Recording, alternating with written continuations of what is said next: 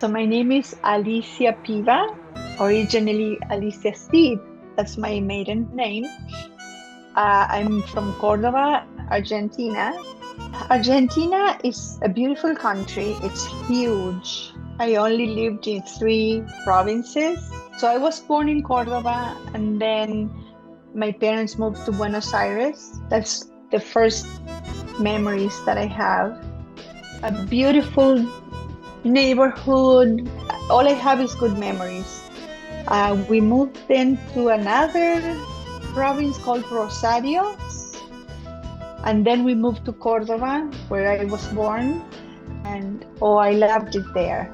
However, in the 70s, there was a lot of terrorism. At least I grew up with the fear of being kidnapped for a ransom or being killed, which happened a lot. That reason, I'm assuming for that reason. I never double checked with my dad. He accepted a job in Bolivia, a beautiful, beautiful experience. And then we moved to Chile. Chile was more like Argentina. Bolivia, it had so many different geographies, but you had the city, the jungle, I've seen the jungle, what the jungle looks like. Very high altitude. You had to make an effort to breathe. The food, for the first time I tried really spicy food, the colors. And we went to Chile. There I went to an American school. I became very shy because I had to speak English all the time, and my English wasn't, I'm not saying as great as now because I never lost the accent, but basically I was like in a totally different world.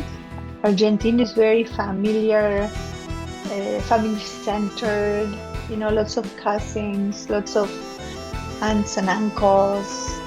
Chile, I was in a totally different environment. Eventually, we went back to Argentina. I met my future husband in high school there. He was my sweetheart. However, by that time, the military government had taken over. So you always had to carry your ID. It was wise not to, go out at night. And then I went to college, but as a child, I had skills in the arts. I played the guitar very well. I could draw very well and paint, pottery. And don't ask me what happened when I graduated from high school. I didn't have a clear sense of what I wanted to do. I always loved children. I used to be the leader in my neighborhood. I used to organize plays and things like that. And I thought, okay, I'm going to be a first grade teacher. And my dad, when I told him, he said, well, I didn't raise you to be just a first grade teacher. I said, fine, I'll go into law school. Because I thought, well, with that, maybe I can do something. I went to law school, not my passion, but I got my degree. So I say, have mercy on myself, compassion that I finished something it wasn't for me, okay? It gave me a broad and amazing perspective, and I can talk about everything. Thanks to that degree. It gave me a sense of basically how to view things from these different angles. It also prepared me to always, okay, what if the worst happens? How can I buffer that, or how can I prepare for that? And then I got married with my high school sweetheart, with Mr. Piva. He finished college too as an electrical engineer, and because he had the US citizenship, he had been born in the States, but he was raised in Argentina. So when we both finished our college degrees, people kept telling us, oh, if you have the US citizenship, you should try the United States, is so much better, blah blah blah. So, and he had family in upstate New York, so we moved. To be honest, we had no idea what we were doing. I thought the States was, what you saw in the movies, or that it was like Argentina, but they spoke English. Okay. I know it was a total cultural shock. So at that time, when we moved to upstate New York, I really appreciated the sense that you were safe, that you can leave things, the car open on the driveway. And I'm talking upstate New York, near Lake Ontario. So it's the towns are small. People know everybody knows everybody. It can be good and bad. Feeling that I'm safe, that I didn't have to worry about anybody, chasing me. The other thing I remember is going, I know this sounds silly, but going to a 7-Eleven and being like, wow, they have all sorts of things.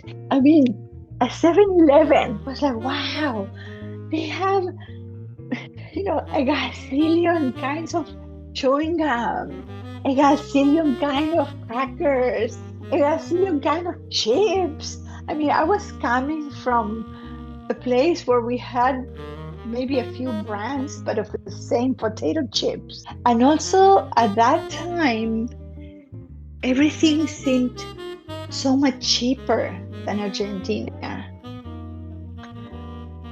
Through an acquaintance, my husband and I, we found a job at Xerox as technical translators, because I came from a country where if you have a job, it's a blessing. Okay, people feel very grateful to have a job.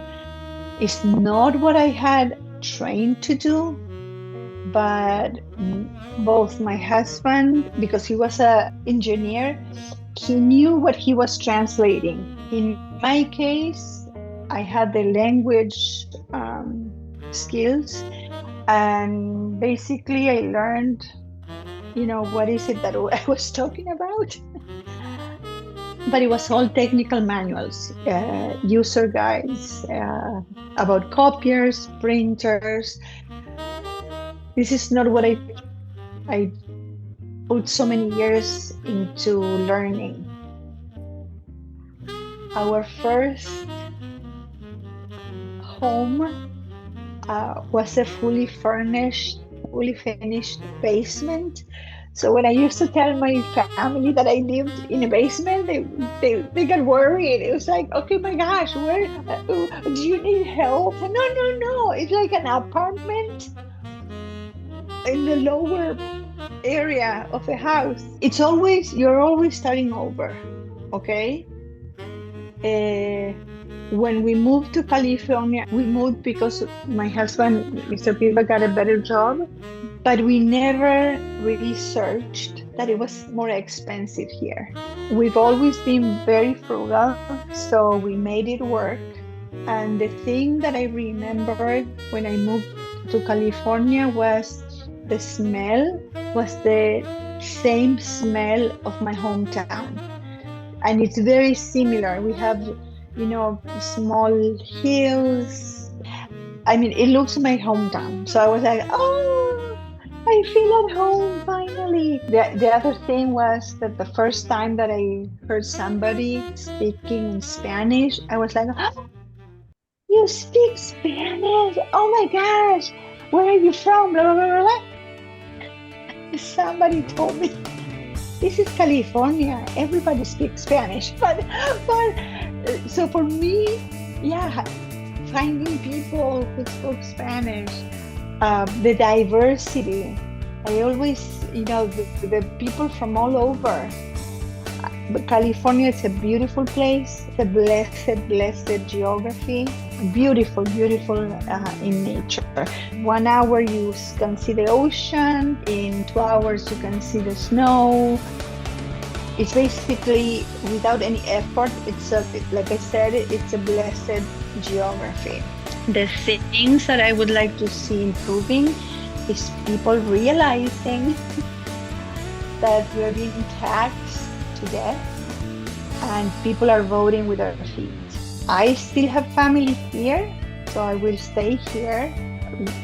When we bought the house 25 years ago, it was expensive, but we, particularly as we don't have an issue with the mortgage, my husband is retired, but one of my children, he had to move because basically he said it's gonna be impossible.